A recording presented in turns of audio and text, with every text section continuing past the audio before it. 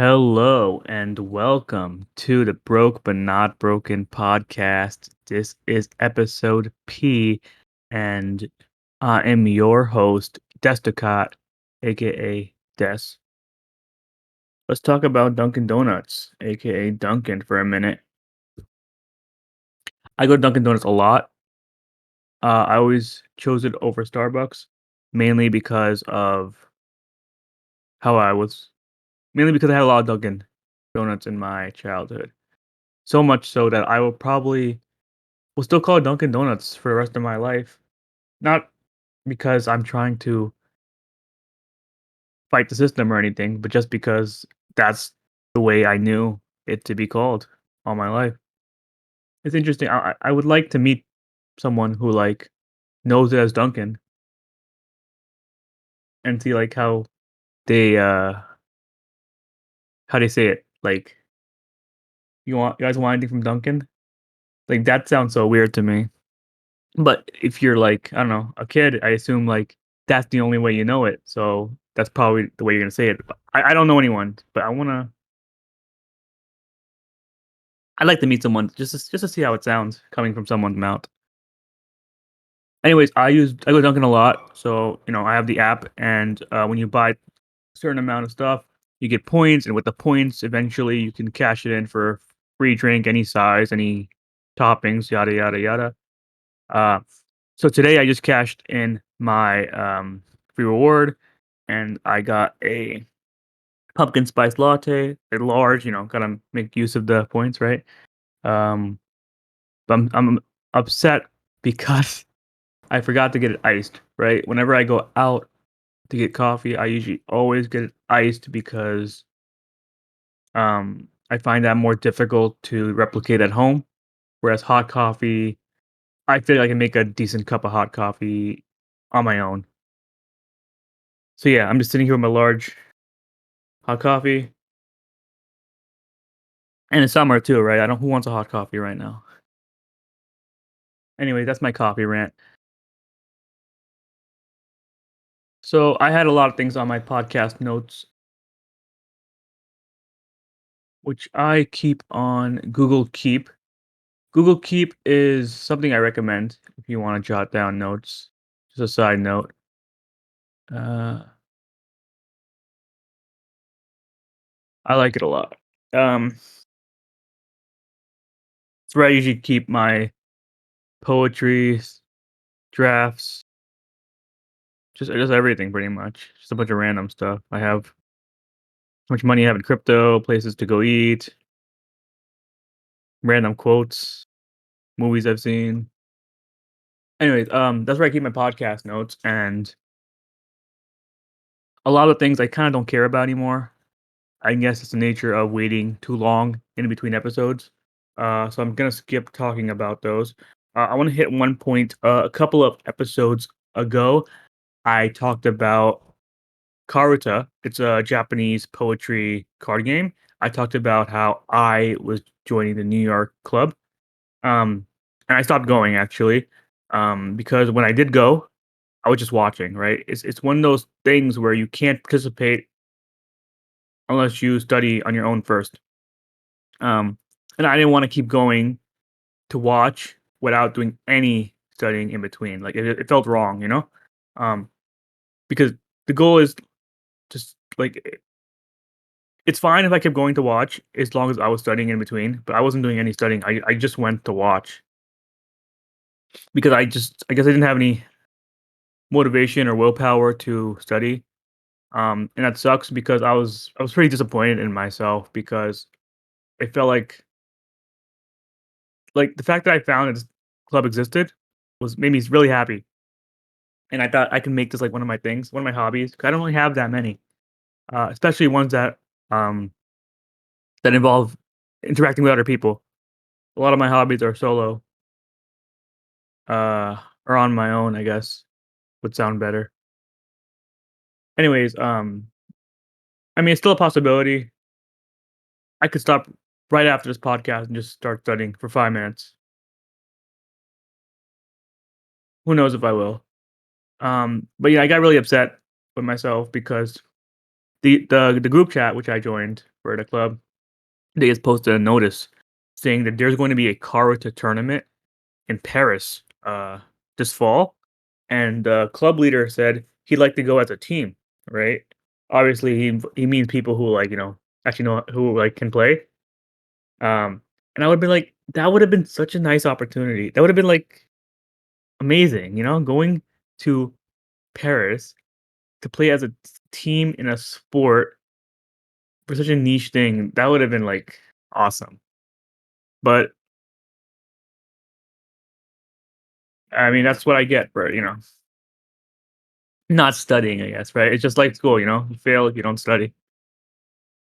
Uh, now when in my childhood there was a game called Flyff. At least that's the way I always pronounced it. At this point, I feel like a lot of people call it Flyff, but I call it Flyff because that's how it was spelled to me. Flyff, which stands for Fly for Fun. It's an MMORPG. It's a multiplayer role playing game. Uh, and the original creator remade the game to a more bare bones version that resembled what I played in my childhood, and it was officially released about a month or two ago. And I've been playing that nonstop. Um, but I've stopped recently because um, it's a game that requires a lot of hours, um, and I just started burning out. But I'm also satisfied with the amount that I did get to play because as a kid, I feel like I had no idea what I was doing. Like I couldn't even get like past level 20, which says a lot. Which level 20 any game should be achievable. Like if you think about it, right? 20 is not that high. I guess it depends on what the highest level is, but 20 is not a high level to get to in any video game, ideally. So the fact that I couldn't get level 20 as a kid means I had either no idea what I was doing or it was extremely difficult. But I'd like to guess that it was because I had no idea what I was doing. Anyways, my goal as a kid was to get level 60 because at level 60 you get your second job change. I don't need to go into what that means, but it was a milestone in the game, right? And after my time playing this remade version of the game over the past 2 months, I'm happy to say that I hit about level 75. I hit my childhood goal. I mean, now after doing that, there was a couple other mini goals I made. Um, but those seem a little far fetched. I don't feel like putting in the hours. And I feel satisfied with the game. It's like I had some closure. Um, I'm glad I got to experience that. Maybe I'll revisit it again, but as of right now, I feel okay about it.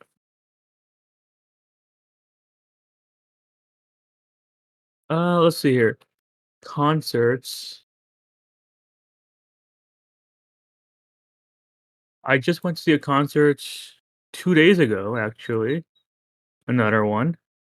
Uh, Last time I talked about going to see Sim in Los Angeles, and now I just saw my favorite band, 21 Pilots, at Madison Square Garden. And this is I don't even remember how many times I've seen 21 Pilots now. Let's see here. They were actually my very first concert. So let's see, I've seen them once, twice, 3 times, 4 times, 5, 6, 7, 8, 9, 10. This is my 10th time seeing 21 Pilots. Yeah, I mean, they still put on a great show as ever. I kind of miss having um better seating, but I think I'm gonna go ahead and do a better seat next time. I've been buying the cheap seats all the way in the air at the stadiums. A little hard to see, but still gives you a good experience. Live music is just I love live music. Uh, yeah, I'm catching myself doing a lot of uhs now. I gotta settle for a second. So they had an opener. Mini rant here. Uh, 21 Pilots had an opener this tour named some guy named Peter McPoland, and we decided to skip him. Like we came because we had seated seats, so there was no rush to get there early or any reason. So we decided to skip him because he really felt like a complete nobody to me. Like I don't mean to hate on some guy I don't know, but like, who is this guy with such a small amount of followers who to me feels like a nobody playing in Madison Square Garden? Like, he must be a lucky dude. Like, I feel like he's at his peak right now, and he's like he's a new artist and he's at his peak. And that's just my opinion. Like, I'm just like bewildered. Like, how did this guy open for 21 Pilots, and why is he opening at Madison Square Garden? That's ridiculous. Like, couldn't they have a more well-known band? But that's whatever. I wasn't there to see the opener anyways. And that's the another advantage of having seats, you can skip everything.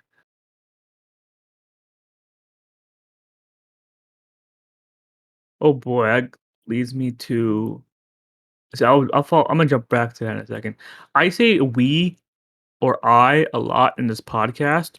Um, that's not really a mistake. Usually when I'm saying "we," it's because I went with someone else, um, or whatever, or maybe I'm just using it as, like, "we" as in, like, everybody. But when I say, like we went to Los Angeles. It's just I went with somebody and I don't really feel the need to mention who or our relationship or like whatever. Cause that doesn't really matter, I feel. Um but I'm gonna say but I don't like saying I because it's kind of like it just doesn't feel right because I did go with somebody and we did things together. So like I'm just gonna go ahead like when I say we it just means like I was with some other people. But that doesn't matter because I'm usually talking about specific activities and things. Um I'm starting school again in about 2 weeks. I am dreading it. I'm dreading it real bad. But I'm I gotta grow up, right? I have to finish what I started, or at least give it my one final go. And I will wrap up um everything about my graduate program and this podcast once I finish this program, or maybe by the end of this year. Because it was a lot of heartache for me, and I don't want to talk about it while I'm still in the middle of it. But once it's over, I'm willing to just say everything that happened over the past year and going forward. My favorite band, like I just mentioned, at the moment, I say at the moment because my favorite band before was Dare for Tomorrow, and they're no longer an active band. So I mean, they'll always like be a top 5 and special place in my heart, but because they're not active, I feel I'm allowed to replace them as my favorite band. So my favorite band is 21 Pilots right now. Um, so their name I think I mentioned this before actually. The name 21 Pilots, came from a line in a play by Arthur Miller called All My Sons. It's, a play that the lead singer, Tyler Joseph, was studying in college, and the 21 Pilots Discord community decided recently to do a table read. Basically, we read the play with different people playing a different character role, because it's a play, right? Um, the Discord 21 Pilots Discord community decided to do a table read of All My Sons, and I thought, after being excited by Golden Shield, the play that I talked about before, and my new interest in like Broadway and stuff. Um, I thought this would be a really cool thing to do. So, I stretched. I decided to participate, and we finished recording all 3 acts, and actually, the entire play, our table read, is up on YouTube now. If you want to hear my my acting chops or lack thereof. We didn't really act, we kinda just read.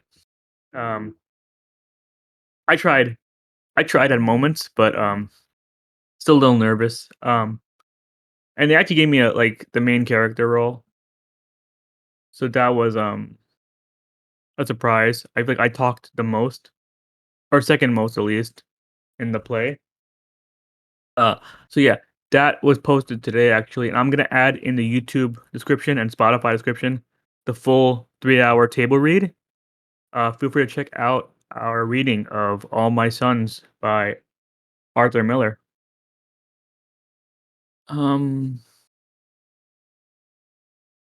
so that's pretty much all I had in terms of my mini notes. We have a couple minutes here before my 20-minute preference time limit. Uh, Maybe I could talk a bit about camping, and what I mean by that is not like in the woods with the s'mores and all that. I mean camping for like a concert. Uh, so I used to do general admission tickets when I went to concerts because those were ideally closer to the stage, and right, because it's on the floor in front of the stage. Um, and I noticed that as I kept doing them more and more, it got more annoying because you were kind of always sardined in by other people, and especially during COVID times, not something you want to do. Um, and always the general admission ticket cost the most because that's the most wanted spot, right? The floor seat spots. Um, earlier when I was watching 21 Pilots, there wasn't that many fans, so it was easy to get in the first couple rows. But then one day it hit me where I realized the best spot on the floor is the barricade, so, literally the first row where, you can, we literally can't go any further because either it's blocked off or the stage is right in front of you. But I learned that because they got more popular, or just all bands in general, getting barricade at a concert is very difficult, um, or is a bit ridiculous. At least for a case of the 21 Pilots, people camped in line for multiple days before the concert, maybe even, a whole week before. And I think that's just ridiculous. I will never do that, no matter how much I like the artist. I think it's unfair to people who have jobs and lives and can't really afford to do that, and also don't have the mental ability to do that because that's just kind of ridiculous. I would just feel so uncomfortable. Um, and I think it's unfair, especially to the people who are in the very beginning of that line. Why? Who gets to decide when the line starts? Right?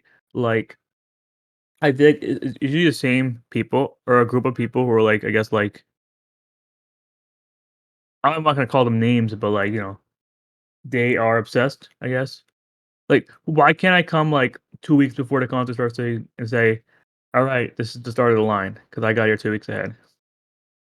It just doesn't make sense. That's my real issue.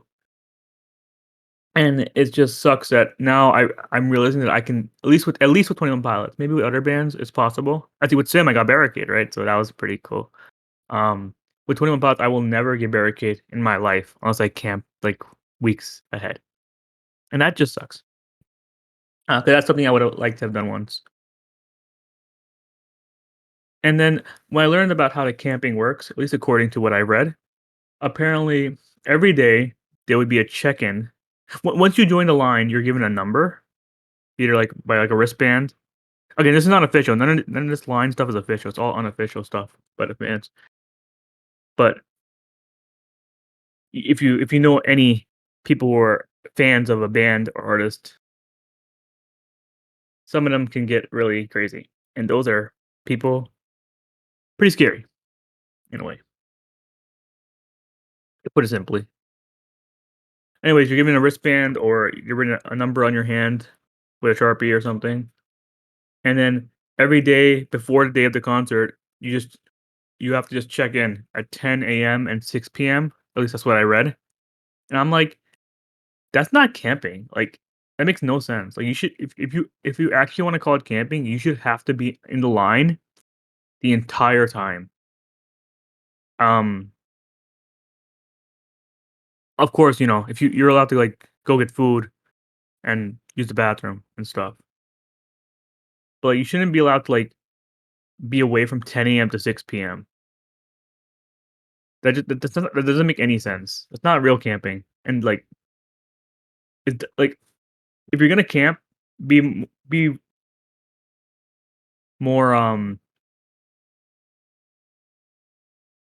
strict about it, because it just doesn't make sense. Like, it is bothering me that it makes no sense, and it's just, like, so stupid.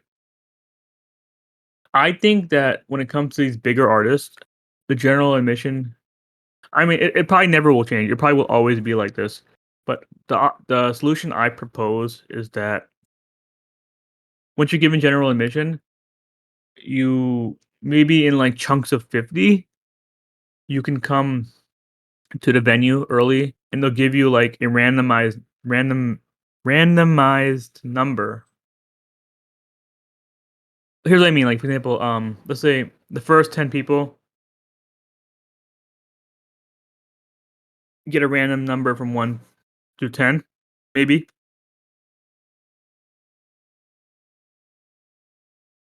Sorry, like, the first, like, 50 people get a random number from 1 to 50, and the next 50 people get a random number from 50 to 100, and then they don't have to stay there. They can just come back at the end and line up, and then the next, like, 50 people get 150, 100 to 150, and then up to, like, maybe 300 people, and after 300 people, it just first come, first serve, because at that point, like, first 300 spots only matter,